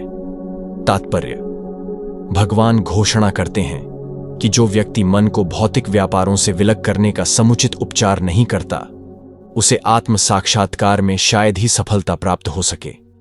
भौतिक भोग में मन लगाकर योग का अभ्यास करना मानो अग्नि में जल डालकर उसे प्रज्वलित करने का प्रयास करना हो। मन का निग्रह किए बिना योगाभ्यास समय का अपव्यय है। योग का ऐसा प्रदर्शन भले ही भौतिक दृष्टि से लाभप्रद हो, किंतु जहां तक आत्म साक्षात्कार का प्रश्न है, यह सब व्यर्थ है। अतः मनुष्य को चाहिए कि भगवान की दिव्य प्रेमा भक्ति में निरंतर मन को लगाकर उसे वश में करे। कृष्ण भावनामृत में प्रवृत्त हुए बिना मन को स्थिर कर पाना असंभव है। कृष्ण भावना भावित व्यक्ति बिना किसी अतिरिक्त प्रयास के ही योगाभ्यास का फल सरलता से प्राप्त कर लेता है, किंतु योगाभ्यास करने वाले को कृष्ण भावना भावित हुए बिना सफलता नहीं मिल पाती। अर्जुन ने कहा, हे कृष्ण, उस असफल योगी की गति क्या है जो प्रारंभ में श्रद्धापूर्वक आत्म साक्षात्कार की विधि ग्रहण करता है, किंतु बाद में भौतिकता के कारण उससे विचलित हो जाता है और योग सिद्धि को प्राप्त नहीं कर पाता। तात्पर्य: भगवद गीता में आत्म साक्षात्कार या योग मार्ग का वर्णन है। आत्म साक्षात्कार का मूलभूत नियम यह है कि जीवात्मा यह भौतिक शरीर नहीं है, अपितु इससे भिन्न है और उसका सुख शाश्वत जीवन, आनंद तथा ज्ञान में निहित है। ये शरीर तथा मन दोनों से परे है। आत्म साक्षात्कार की खोज ज्ञान द्वारा की जाती है। इसके लिए अष्टांग विधि या भक्ति योग का अभ्यास करना होता है। इनमें से प्रत्येक विधि में जीव को अपनी स्वाभाविक स्थिति, भगवान से अपने संबंध तथा उन कार्यों की अनुभूति प्राप्त करनी होती है जिनके द्वारा वह टूटी हुई श्रृंखला को जोड़ सके और कृष्ण भावनामृत की सर्वोच्च सिद्ध अवस्था प्राप्त कर सके। इन तीनों विधियों में से किसी का भी पालन करके मनुष्य देर सवेर अपने चरम लक्ष्य को प्राप्त होता है। भगवान ने द्वितीय अध्याय में इस पर बल दिया है कि दिव्य मार्ग में थोड़े से प्रयास से भी मोक्ष की महती आशा है। इन तीनों में से इस युग के लिए भक्ति योग विशेष रूप से उपयुक्त है, क्योंकि ईश साक्षात्कार की यह श्रेष्ठतम प्रत्यक्ष विधि है। अतः अर्जुन पुनः आश्वस्त होने की दृष्टि से भगवान कृष्ण से अपने पूर्व कथन की पुष्टि करने को कहता है। भले ही कोई आत्म साक्षात्कार के मार्ग को निष्ठापूर्वक क्यों न स्वीकार करे, किंतु ज्ञान की अनुशीलन विधि तथा अष्टांग योग का अभ्यास इस युग के लिए सामान्यतया बहुत कठिन है। अतः निरंतर प्रयास होने पर भी मनुष्य अनेक कारणों से असफल हो सकता है। पहला कारण यह हो सकता है कि मनुष्य इस विधि का पालन करने में पर्याप्त सतर्क न रह पाए। दिव्य मार्ग का अनुसरण बहुत कुछ माया के ऊपर धावा बोलना जैसा है। फलतः जब भी मनुष्य माया के पाश से छूटना चाहता है, तब वह विविध प्रलोभनों के द्वारा अभ्यासकर्ता को पराजित करना चाहती है। बद्ध जीव पहले से प्रकृति के गुणों द्वारा मोहित रहता है और दिव्य अनुशासनों का पालन करते समय भी उसके पुनः मोहित होने की संभावना बनी रहती है। यही योगाचलित मानस अर्थात दिव्य पथ से विचलन कहलाता है। अर्जुन आत्म साक्षात्कार के मार्ग से विचलन के प्रभाव के संबंध में जिज्ञासा करता है। हे महाबाह कृष्ण, क्या ब्रह्म प्राप्ति के मार्ग से भ्रष्ट ऐसा व्यक्ति आध्यात्मिक तथा भौतिक दोनों ही सफलताओं से च्युत नहीं होता और छिन्न भिन्न बादल की भांति विनष्ट नहीं हो जाता, जिसके फलस्वरूप उसके लिए किसी लोक में कोई स्थान नहीं रहता? तात्पर्य: उन्नति के दो मार्ग हैं। भौतिकतावादी व्यक्तियों की अध्यात्म में कोई रुचि नहीं होती, अतः वे आर्थिक विकास द्वारा भौतिक प्रगति में अत्यधिक रुचि लेते हैं, या फिर समुचित कार्य द्वारा उच्चतर लोकों को प्राप्त करने में अधिक रुचि रखते हैं। यदि कोई अध्यात्म के मार्ग को चुनता है तो उसे सभी प्रकार के तथाकथित भौतिक सुख से विरक्त होना पड़ता है। यदि महत्वाकांक्षी ब्रह्मवादी असफल होता है तो वह दोनों ओर से जाता है। दूसरे शब्दों में, वह न तो भौतिक सुख भोग पाता है, न आध्यात्मिक सफलता ही प्राप्त कर सकता है। उसका कोई स्थान नहीं रहता, वह छिन्न भिन्न बादल के समान होता है। कभी कभी आकाश में एक बादल छोटे बादल खंड से विलग होकर बड़े खंड से जा मिलता है, किंतु यदि वह बड़े बादल से नहीं जुड़ता तो वायु उसे बहा ले जाती है और वह विराट आकाश में लुप्त हो जाता है। ब्राह्मणः पथि ब्रह्म साक्षात्कार का मार्ग है जो अपने आप को परमेश्वर का अभिन्न अंश जान लेने पर प्राप्त होता है, और वह परमेश्वर ब्रह्म, परमात्मा तथा भगवान रूप में प्रकट होता है।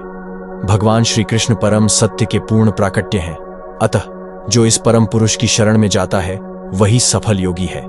ब्रह्म तथा परमात्मा साक्षात्कार के माध्यम से जीवन के इस तथ्य तक पहुंचने में अनेकानेक जन्म लग जाते हैं, बहुनाम जन्मनामन्ते।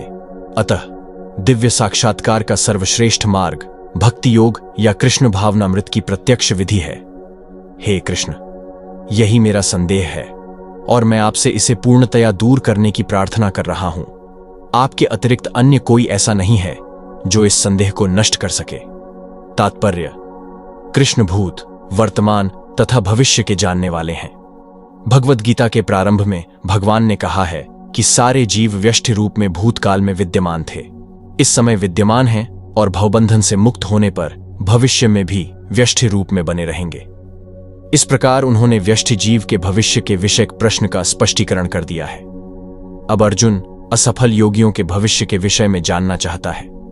कोई न तो कृष्ण के समान है, न ही उनसे बड़ा। तथाकथित बड़े बड़े आर्षि तथा दार्शनिक जो प्रकृति की कृपा पर निर्भर हैं, निश्चय ही उनकी समता नहीं कर सकते। अतः समस्त संदेहों का पूरा पूरा उत्तर पाने के लिए कृष्ण का निर्णय अंतिम तथा पूर्ण है, क्योंकि वे भूत, वर्तमान तथा भविष्य के ज्ञाता हैं, किंतु उन्हें कोई भी नहीं जानता। कृष्ण तथा कृष्ण भावना भावित व्यक्ति ही जान सकते हैं कि कौन क्या है। भगवान ने कहा, हे पृथापुत्र, कल्याण कार्यों में निरत योगी का न तो इस लोक में और न परलोक में ही विनाश होता है। हे मित्र, भलाई करने वाला कभी बुरे से पराजित नहीं होता। तात्पर्य: श्रीमद् भागवत में श्री नारद मुनि व्यास देव को इस प्रकार उपदेश देते हैं, त्यक्त्वा स्वधर्म चरणाम्बुजम हरेर भजन पक्कोत्पतेत्तो यदि यत्र क्व वा भद्रम भूदमुष्य किंको वार्थ आप्तो भजता स्वधर्मतः। यदि कोई समस्त भौतिक आशाओं को त्याग कर भगवान की शरण में जाता है तो इसमें न तो कोई क्षति होती है और न पतन। दूसरी ओर अभक्त जन अपने अपने व्यवसायों में लगे रह सकते हैं, फिर भी कुछ प्राप्त नहीं कर पाते। भौतिक लाभ के लिए अनेक शास्त्रीय तथा लौकिक कार्य हैं। जीवन में आध्यात्मिक उन्नति अर्थात कृष्ण भावनामृत के लिए योगी को समस्त भौतिक कार्यकलापों का परित्याग करना होता है। कोई यह तर्क कर सकता है कि यदि कृष्ण भावनामृत पूर्ण हो जाए तो इससे सर्वोच्च सिद्धि प्राप्त हो सकती है, किंतु यदि यह सिद्धि प्राप्त न हो पाई तो भौतिक एवं आध्यात्मिक दोनों दृष्टियों से मनुष्य को क्षति पहुंचती है। शास्त्रों का आदेश है कि यदि कोई स्वधर्म का आचरण नहीं करता तो उसे पाप फल भोगना पड़ता है। अतः जो दिव्य कार्यों को ठीक से नहीं कर पाता उसे फल भोगना होता है।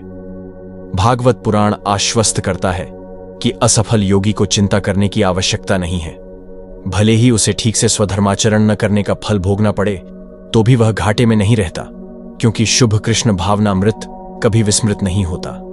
जो इस प्रकार में लगा रहता है वह अगले जन्म में निम्न योनि में भी जन्म लेकर पहले की भांति भक्ति करता है।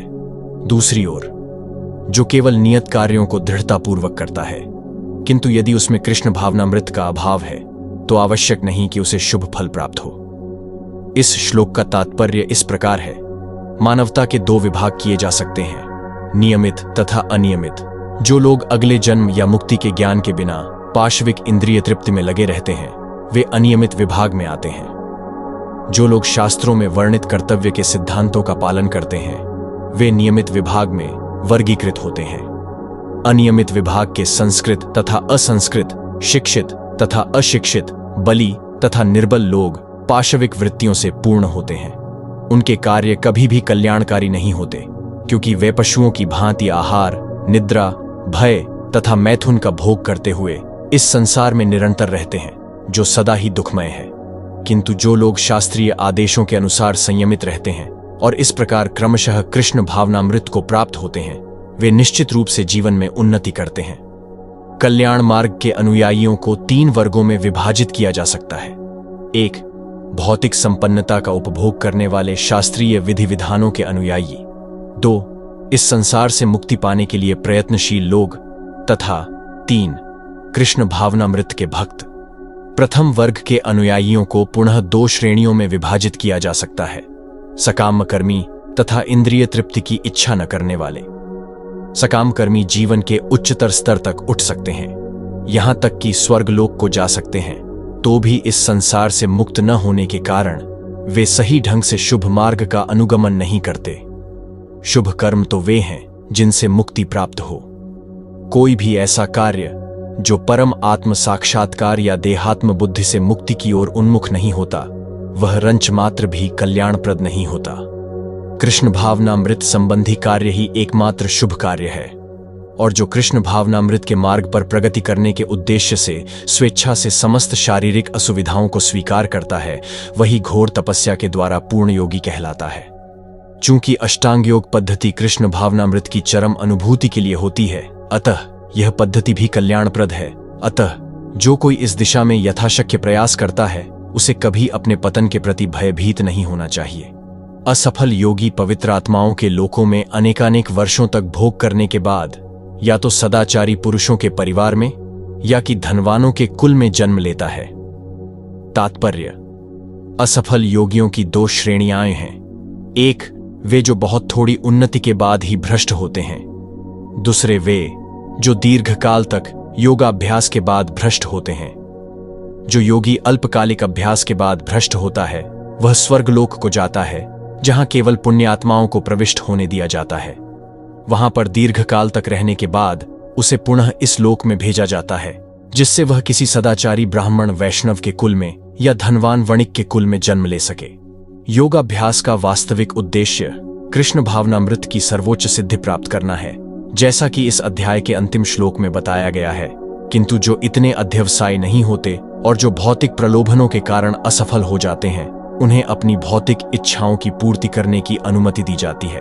तत्पश्चात उन्हें सदाचारी या धनवान परिवारों में संपन्न जीवन बिताने का अवसर प्रदान किया जाता है। ऐसे परिवारों में जन्म लेने वाले इन सुविधाओं का लाभ उठाते हुए अपने आप को पूर्ण कृष्ण भावनामृत तक ऊपर ले जाते हैं। अथवा यदि दीर्घकाल तक योग करने के बाद असफल रहे तो वह ऐसे योगियों के कुल में जन्म लेता है जो अति बुद्धिमान हैं। निश्चय ही इस संसार में ऐसा जन्म दुर्लभ है। तात्पर्य: यहां पर योगियों के बुद्धिमान कुल में जन्म लेने की प्रशंसा की गई है, क्योंकि ऐसे कुल में उत्पन्न बालक को प्रारंभ से ही आध्यात्मिक प्रोत्साहन प्राप्त होता है। विशेषतया आचार्यों या गोस्वामियों के कुल में ऐसी परिस्थिति है। ऐसे कुल अत्यंत विद्वान होते हैं और परंपरा तथा प्रशिक्षण के कारण श्रद्धावान होते हैं। इस प्रकार वे गुरु बनते हैं। भारत में ऐसे अनेक आचार्य कुल हैं, किंतु अब वे अपर्याप्त विद्या तथा प्रशिक्षण के कारण पतनशील हो चुके हैं। भगवत कृपा से अभी भी कुछ ऐसे परिवार हैं जिनके पीढ़ी दर पीढ़ी योगियों को प्रश्रय मिलता है। ऐसे परिवारों में जन्म लेना सचमुच ही अत्यंत सौभाग्य की बात है। सौभाग्यवश हमारे गुरु विष्णुपाद श्री श्रीमद्भक्ति सिद्धांत सरस्वती गोस्वामी महाराज को तथा स्वयं हमें भी ऐसे परिवारों में जन्म लेने का अवसर प्राप्त हुआ। हम दोनों को बचपन से ही भगवत भक्ति करने का प्रशिक्षण दिया गया। बाद में दिव्य व्यवस्था के अनुसार हमारी भेंट हुई। हे कुरुनंदन, ऐसा जन्म पाकर वह अपने पूर्व जन्म की दैवी चेतना को पुनः प्राप्त करता है और पूर्ण सफलता प्राप्त करने के उद्देश्य से वह आगे उन्नति करने का प्रयास करता है। तात्पर्य: राजा भरत, जिन्हें तीसरे जन्म में उत्तम ब्राह्मण कुल में जन्म मिला, पूर्व दिव्य चेतना की पुनः प्राप्ति के लिए उत्तम जन्म के उदाहरण स्वरूप हैं। भरत विश्व भर के सम्राट थे और तभी से यह लोक देवताओं के बीच भारतवर्ष के नाम से विख्यात है। पहले यह इलावृत वर्ष के नाम से ख्यात था। भरत ने अल्पायु में ही आध्यात्मिक सिद्धि के लिए संन्यास ग्रहण कर लिया था, किंतु वे सफल नहीं हो सके। अगले जन्म में उन्हें उत्तम ब्राह्मण कुल में जन्म लेना पड़ा और वे जड़ भरत कहलाए, क्योंकि वे एकांतवास करते थे तथा किसी से बोलते न थे। बाद में राजा रहगण ने इन्हें महानतम योगी के रूप में पाया। उनके जीवन से यह पता चलता है कि दिव्य प्रयास अथवा योगाभ्यास कभी व्यर्थ नहीं जाता। भगवत कृपा से योगी को कृष्ण भावनामृत में पूर्ण सिद्धि प्राप्त करने के बारंबार सुयोग प्राप्त होते रहते हैं। अपने पूर्व जन्म की दैवी चेतना से वह न चाहते हुए भी स्वतः योग के नियमों की ओर आकर्षित होता है। ऐसा जिज्ञासु योगी शास्त्रों के अनुष्ठानों से परे स्थित होता है। तात्पर्य: उन्नत योगी जन शास्त्रों के अनुष्ठानों के प्रति अधिक आकृष्ट नहीं होते, किंतु योग नियमों के प्रति स्वतः आकृष्ट होते हैं, जिनके द्वारा वे कृष्ण भावनामृत में आरूढ़ हो सकते हैं। श्रीमद् भागवत में उन्नत योगियों द्वारा वैदिक अनुष्ठानों के प्रति अवहेलना की व्याख्या इस प्रकार की गई है: अहोबत श्रवपचोतो गरियान यज्जिह्वाग्रे वर्तते नाम तुभ्यम ते पुस्तपस्ते जुहुवः सस्नुरार्या ब्रह्माणुचुर्नाम गृणन्ति ये ते। हे भगवान, जो लोग आपके पवित्र नाम का जप करते हैं, वे चांडालों के परिवारों में जन्म लेकर भी आध्यात्मिक जीवन में अत्यधिक प्रगत होते हैं। ऐसे जपकर्ता निस्संदेह सभी प्रकार के तप और यज्ञ कर चुके होते हैं, तीर्थ स्थानों में स्नान कर चुके होते हैं और समस्त शास्त्रों का अध्ययन कर चुके होते हैं। इसका सुप्रसिद्ध उदाहरण भगवान चैतन्य ने प्रस्तुत किया, जिन्होंने ठाकुर हरिदास को अपने परम प्रिय शिष्य के रूप में स्वीकार किया। यद्यपि हरिदास का जन्म एक मुसलमान परिवार में हुआ था, किंतु भगवान चैतन्य ने उन्हें नामाचार्य की पदवी प्रदान की, क्योंकि वे प्रतिदिन नियम पूर्वक 3 लाख भगवान के पवित्र नामों हरे कृष्ण कृष्ण कृष्ण हरे हरे, हरे राम राम राम हरे हरे का जप करते थे। और चूंकि वे निरंतर भगवान के पवित्र नाम का जप करते रहते थे, अतः यह समझा जाता है कि पूर्व जन्म में उन्होंने शब्द ब्रह्म नामक वेद वर्णित कर्मकांडों को पूरा किया होगा। अतएव जब तक कोई पवित्र नहीं होता, तब तक कृष्ण भावनामृत के नियमों को ग्रहण नहीं करता या भगवान के पवित्र नाम हरे कृष्ण का जप नहीं कर सकता।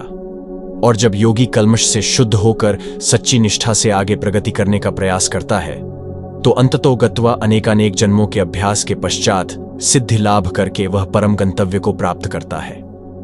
तात्पर्य: सदाचारी, धनवान या पवित्र कुल में उत्पन्न पुरुष योगाभ्यास के अनुकूल परिस्थिति से सचेष्ट हो जाता है, अतः वह दृढ़ संकल्प करके अपने अधूरे कार्य को करने में लग जाता है और इस प्रकार वह अपने को समस्त भौतिक कल्मश से शुद्ध कर लेता है।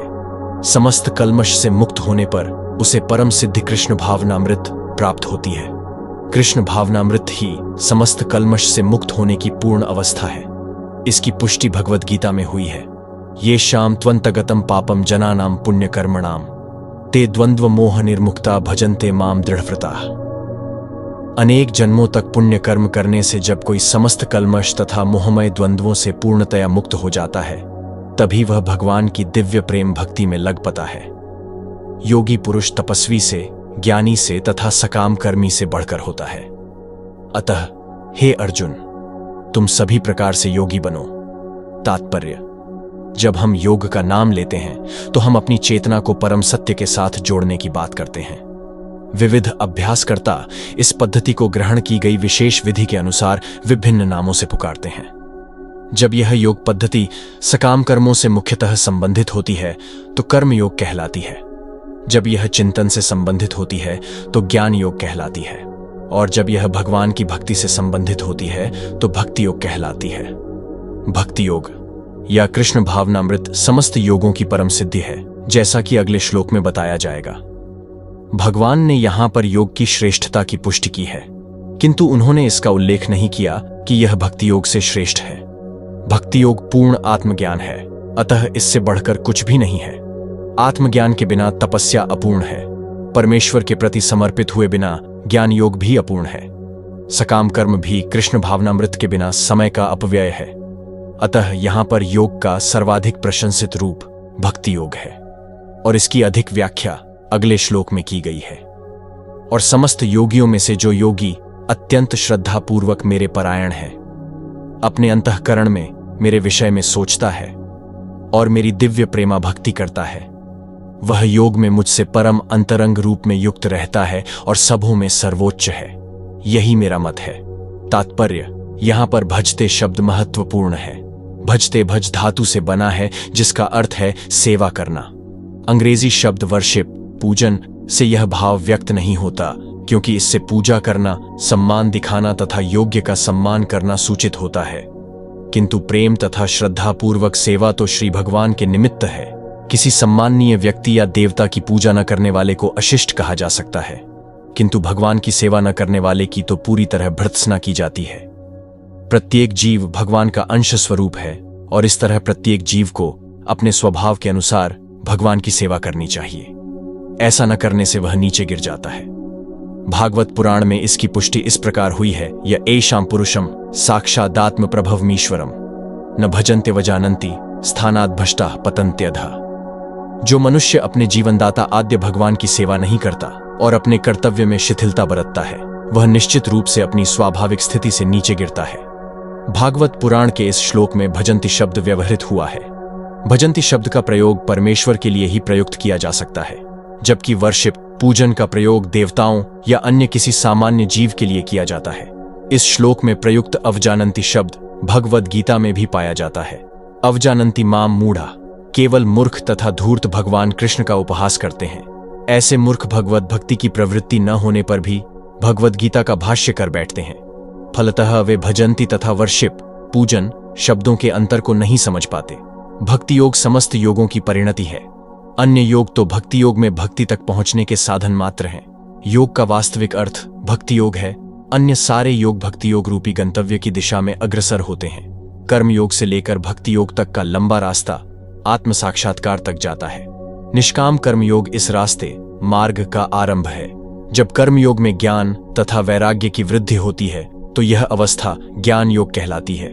जब ज्ञान योग में अनेक भौतिक विधियों से परमात्मा के ध्यान में वृद्धि होने लगती है और मन उन पर लगा रहता है तो इसे अष्टांग योग कहते हैं। इस अष्टांग योग को पार करने पर जब मनुष्य श्री भगवान कृष्ण के निकट पहुंचता है तो वह भक्ति योग कहलाता है।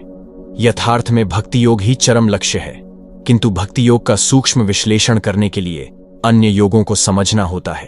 अतः जो योगी प्रगतिशील होता है वह शाश्वत कल्याण के सही मार्ग पर रहता है। जो किसी एक बिंदु पर दृढ़ रहता है और आगे प्रगति नहीं करता वह कर्म योगी, ज्ञान योगी, ध्यान योगी, राजयोगी, हठ योगी आदि नामों से पुकारा जाता है।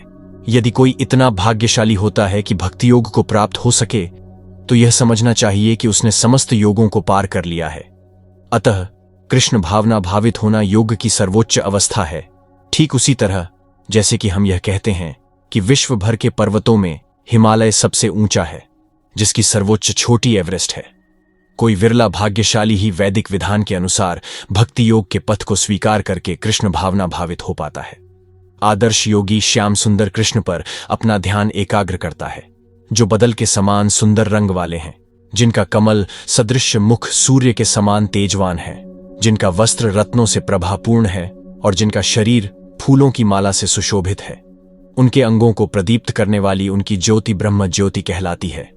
वे राम, नृसिंह, वराह तथा श्री भगवान कृष्ण जैसे विभिन्न रूपों में अवतरित होते हैं। वे सामान्य व्यक्ति की भांति माता यशोदा में पुत्र रूप में जन्म ग्रहण करते हैं और कृष्ण गोविंद तथा वासुदेव के नाम से जाने जाते हैं। वे पूर्ण बालक, पूर्ण पति, पूर्ण सखा तथा पूर्ण स्वामी हैं और वे समस्त ऐश्वर्यों तथा दिव्य गुणों से ओतप्रोत हैं। जो श्री भगवान के इन गुणों से पूर्णतया अभिज्ञ रहता है वह सर्वोच्च योगी कहलाता है। योगी की यह सर्वोच्च दशा केवल भक्ति योग से ही प्राप्त की जा सकती है, जिसकी पुष्टि वैदिक साहित्य से होती है। यस्य देवे परा भक्तिर्यथा देवे तथा गुरौ तस्य ते कथिता ह्यर्था प्रकाशन्ते महात्मनः। जिन महात्माओं के हृदय में श्री भगवान तथा गुरु में परम श्रद्धा होती है उनमें वैदिक ज्ञान का संपूर्ण तात्पर्य स्वतः प्रकाशित हो जाता है। भक्ति रस्य भजनम तदिहामुत्रोपाधिनैरास्येन मुष्मिन मनः कल्पनमेत देव नैष्कर्म्यम। भक्ति का अर्थ है भगवान की सेवा, जो इस जीवन में या अगले जीवन में भौतिक लाभ की इच्छा से रहित होती है। ऐसी प्रवृत्तियों से मुक्त होकर मनुष्य को अपना मन परमेश्वर में लीन करना चाहिए। नैष्कर्म्य का यही प्रयोजन है। ये सभी कुछ ऐसे साधन हैं जिनसे योग की परम संसिद्धिमयी अवस्था भक्ति या कृष्ण भावनामृत को संपन्न किया जा सकता है। इस प्रकार श्रीमद् भगवद गीता के 6ठे अध्याय ध्यान योग का भक्ति वेदांत तात्पर्य पूर्ण हुआ।